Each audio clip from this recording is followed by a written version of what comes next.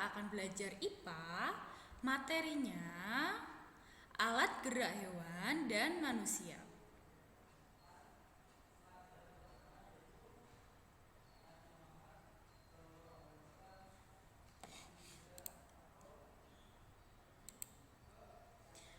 Edo, tahukah kamu mengapa manusia dan hewan dapat bergerak?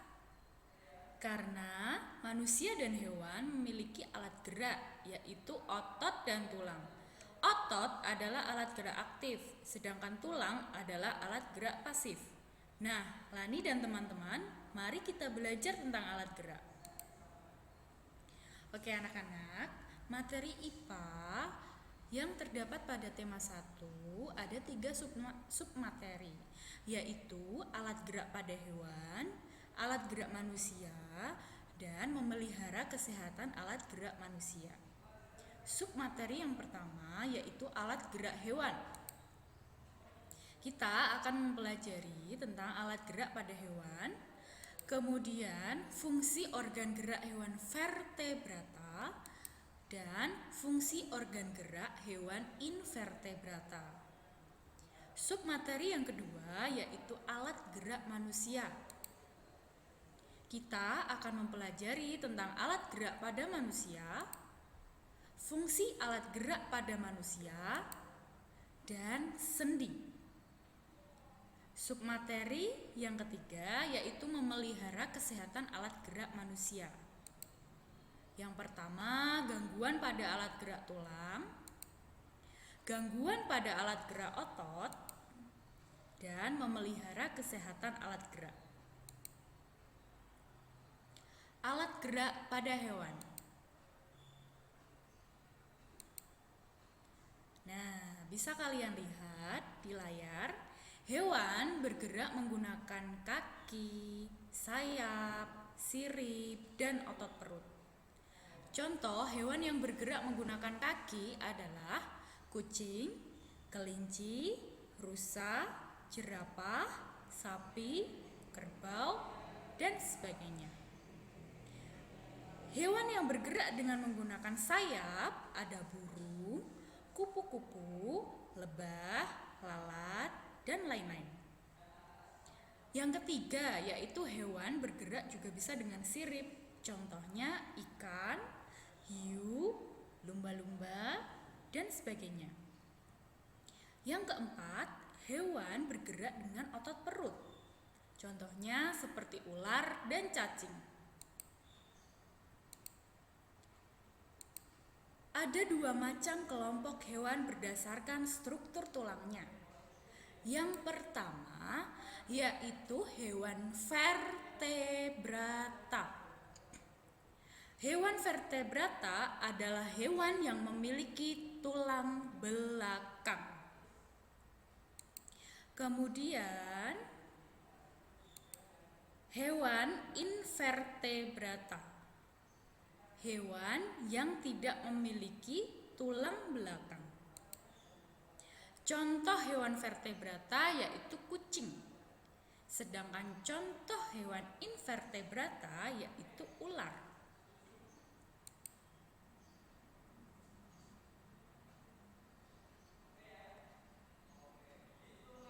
Fungsi organ gerak hewan vertebrata. Nah, bisa kalian lihat di kolom hewan itu adalah contoh hewan vertebrata. Yang pertama ada sapi. Alat geraknya yaitu kaki. Fungsinya untuk berjalan dan berlari. Di kolom kedua terdapat kelelawar. Alat geraknya berupa sayap. Fungsinya adalah untuk terbang. Dan yang ketiga ada hewan vertebrata juga, namanya ikan. Alat geraknya menggunakan sirip. Fungsinya yaitu berenang. Di kolom yang keempat ada katak. Alat geraknya berupa kaki. Fungsinya untuk melompat. Di kolom kelima ada penguin. Alat geraknya yaitu kaki. fungsinya untuk berjalan. Fungsi organ gerak hewan invertebrata. Invertebrata, ingat ya, yaitu hewan yang tidak memiliki tulang belakang. Nah,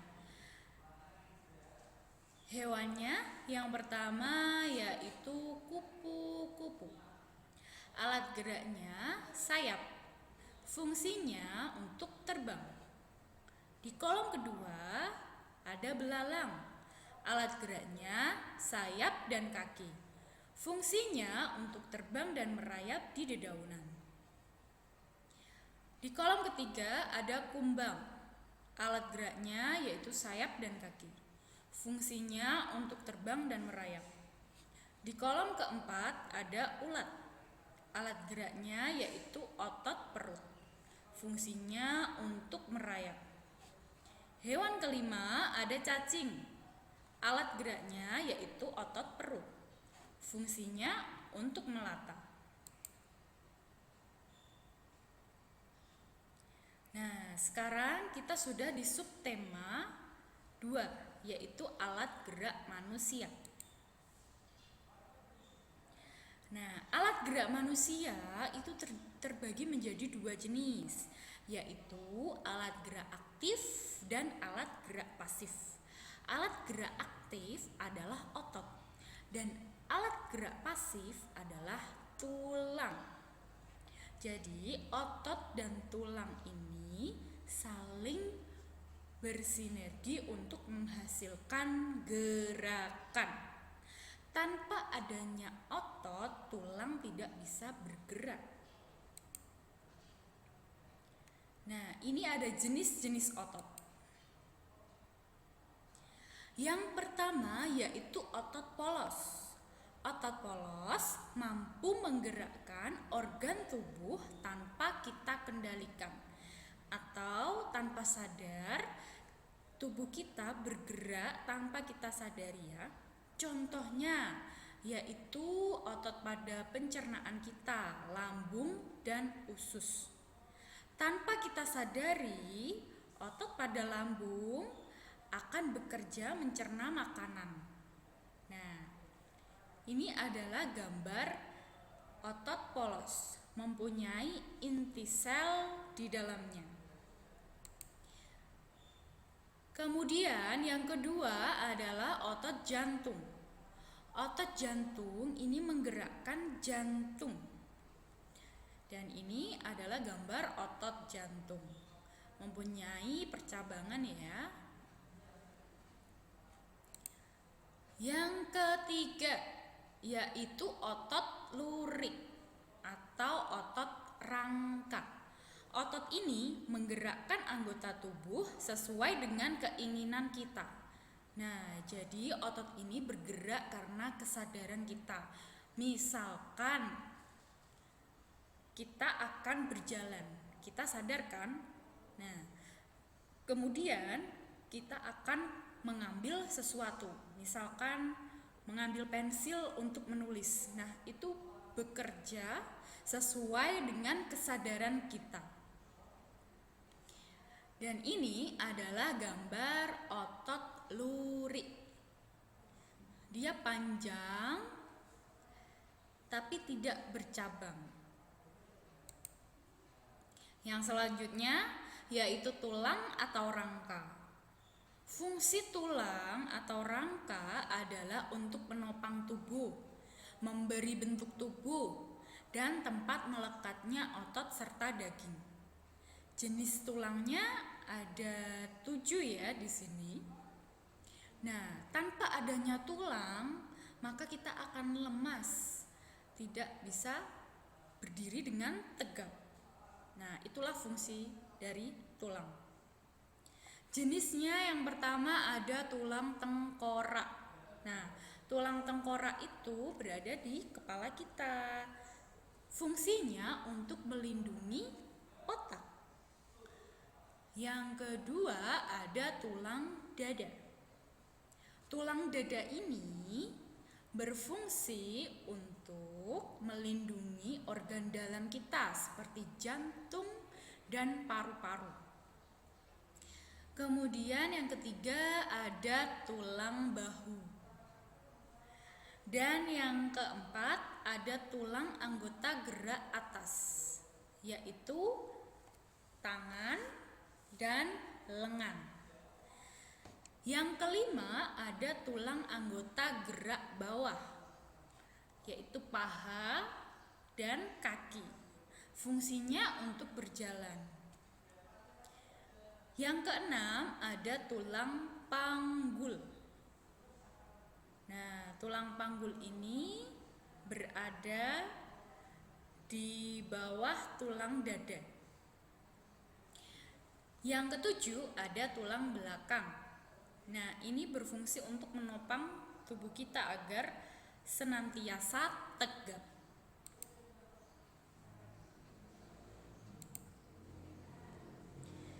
Kemudian ada fungsi alat gerak manusia. Fungsi alat gerak pada manusia adalah untuk melakukan aktivitas seperti menulis, berjalan, menendang bola, mengayuh sepeda, dan melakukan aktivitas-aktivitas yang lain. Ketika melakukan aktivitas tersebut, alat gerak aktif dan pasif saling bekerja sama untuk melakukan gerakan. Kemudian kita akan belajar tentang sendi. Di dalam tubuh manusia terdapat sendi. Fungsinya adalah menghubungkan tulang satu dengan tulang yang lain. Nah, jenis sendi sendiri yaitu ada 4. Yang pertama ada sendi putar. Sendi ini dapat digerakkan memutar. Contohnya pertemuan tulang leher dan tulang tengkorak. Jadi kalau kalian pemanasan ketika olahraga, kepala kita dapat diputar ya, tengok kanan, tengok kiri, ke bawah, ke atas, kemudian diputar-putar seperti ini. Jadi itu adalah contoh sendi putar. Yang kedua yaitu sendi engsel. Nah, sendi ini hanya dapat digerakkan ke satu arah saja. Contohnya pertemuan tulang lengan atas dan tulang hasta. Ini loh pertemuan di siku. Nah, siku kita bisa bergerak kan itu karena ada sendi engsel. Jadi hanya bisa dibuka dan ditutup saja. Kemudian yang ketiga ada sendi peluru. Sendi ini dapat bergerak ke semua arah. Contohnya pertemuan tulang berbentuk bola dengan berbentuk mangkuk. Jadi sendi peluru ini terdapat pada tulang yang berbentuk bola dengan berbentuk mangkuk. Yang keempat, sendi pelana. Sendi ini dapat digerakkan kedua arah. Contohnya terdapat di antara tulang tangan dan tulang ibu jari. Nah, itu adalah jenis-jenis sendi. Kemudian submateri kita yang ketiga ada memelihara kesehatan alat gerak manusia. Nah, kata si Lala, agar alat gerak kita tetap sehat, mari kita jaga agar terhindar dari gangguan atau penyakit. Oke, gangguan pada alat gerak tulang. Yang pertama yaitu retak tulang atau fisura. Merupakan kelainan pada tulang yang disebabkan oleh benturan benda keras. Jadi misalkan seperti seseorang itu kecelakaan atau terbentur jatuh. Nah, itu bisa menyebabkan retak tulang. Seperti ini ya gambar retak tulang contohnya. Yang kedua yaitu patah tulang atau fraktura. Kelainan ini disebabkan oleh benturan, misalkan kecelakaan. Nah, ini adalah gambar patah tulang. Kemudian yang ketiga adalah skoliosis. Nah, seperti yang kalian lihat di layar, skoliosis adalah kelainan tulang punggung membengkok ke arah samping tubuh. Jadi tulangnya tuh miring gitu, bengkok ya tulangnya.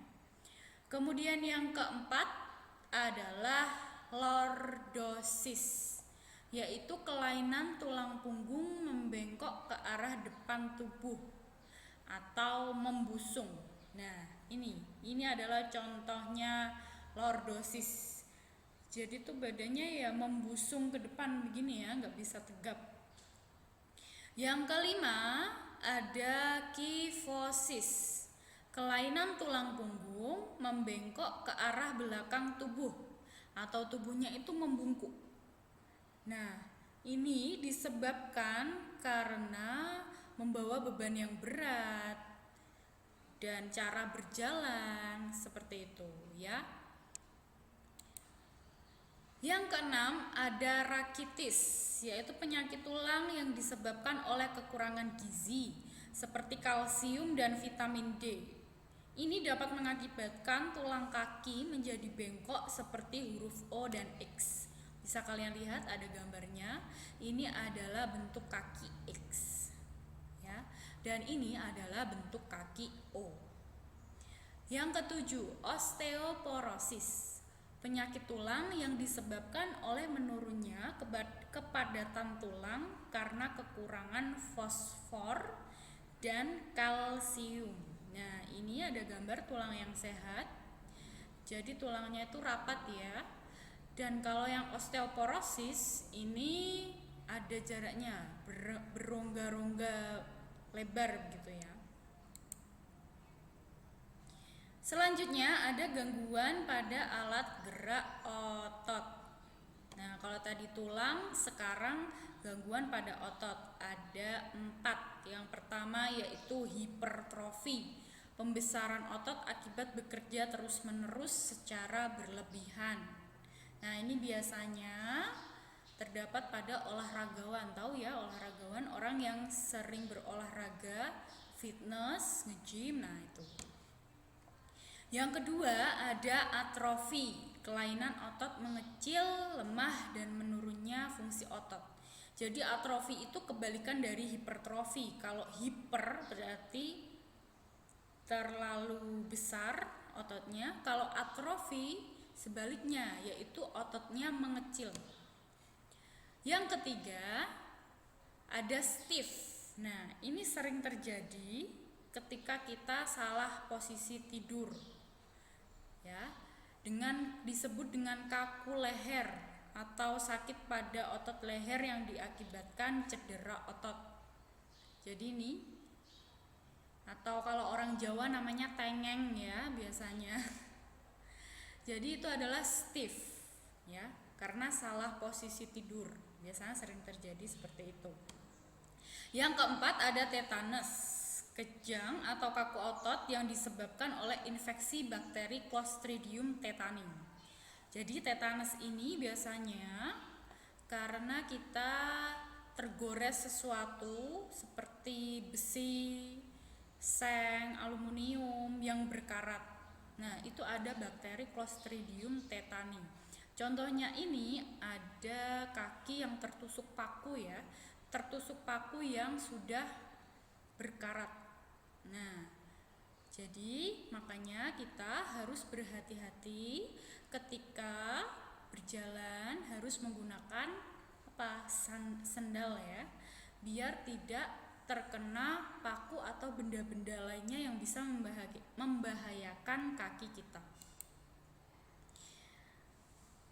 Kemudian penyebab gangguan kesehatan alat gerak yang pertama yaitu membaca buku dengan posisi tidur. Nah, ini siapa yang sering melakukan seperti ini?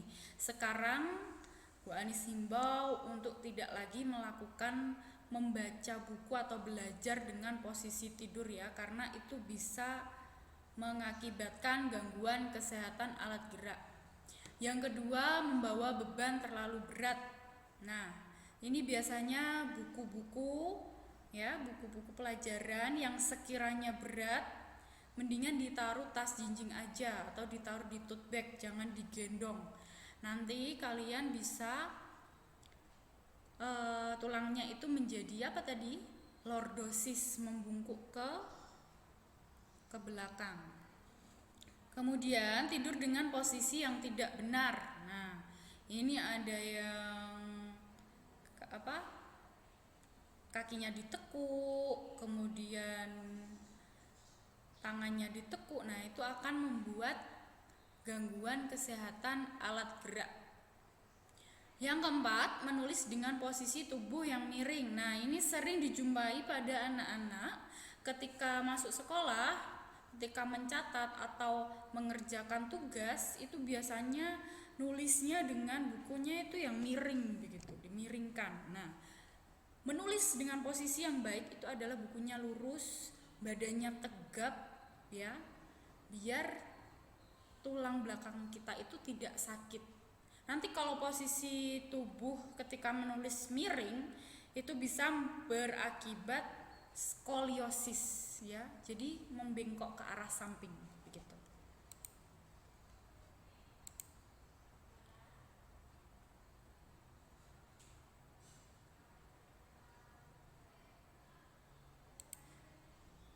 Oke. Sebentar.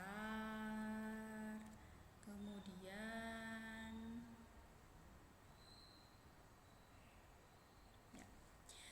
yang terakhir yaitu memelihara kesehatan alat gerak.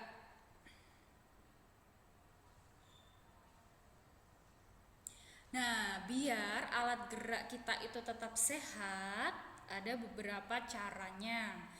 Yang pertama yaitu berolahraga secara teratur. Tidak harus berolahraga yang berat ya. Senam di rumah ya, itu bisa juga membantu untuk menjaga kesehatan alat gerak kita. Yang kedua, mengonsumsi sayur dan buah serta susu kalsium. Nah, biasanya anak-anak itu tidak suka dengan sayur, katanya nggak enak, hambar dan sebagainya. Mulai sekarang dibiasakan hidup sehat dengan mengonsumsi sayur dan buah ya. Kemudian yang ketiga, berjalan atau duduk dengan tegap ya. Berjalannya itu harus dengan tegap, badannya tegap, jangan dibiasakan membengkok ke kanan, ke kiri, atau berjalan yang dibuat-buat seperti itu ya. Yang keempat, menjaga kebersihan makanan dan lingkungan sekitar. Kalau lingkungan sekitar kita bersih, terhindar dari benda-benda yang berkarat seperti paku dan sebagainya, nah kita akan terhindar juga dari gangguan kesehatan alat gerak. Oke, sekian dari Bu Anis. Kurang lebihnya mohon maaf. Terima kasih. Sampai jumpa lagi di pertemuan selanjutnya. Wassalamualaikum warahmatullahi wabarakatuh.